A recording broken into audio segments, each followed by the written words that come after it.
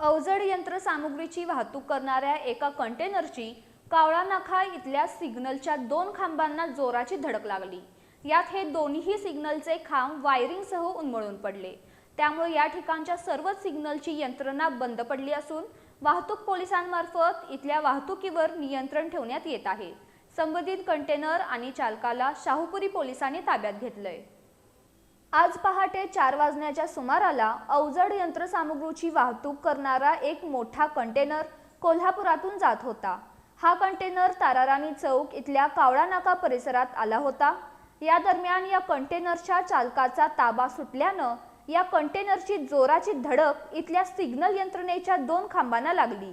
त्यामुळे इथले सिग्नलचे 2 खांब वायरसह उन्मळून पडले।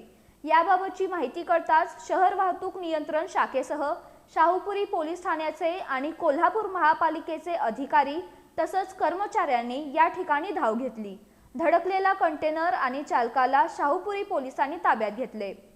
या प्रकारामुळे इथल्या सर्व सिग्नलची यंत्रणा बंद पडली असून वाहतूक पोलिसांच्या वतीनं इथल्या वाहतुकीवर नियंत्रण ठेवण्यात येत आहे। इथले सिग्नलचे पडलेले 2 खांब उभारण्याच्या कामाला किमान 2 दिवसांचा कालावधी लागणार असून लवकरच ही यंत्रणा पुन्हा कार्यान्वित केली जाईल असं शहर वाहतूक शाखेच्या वतीनं सांगण्यात आलंय।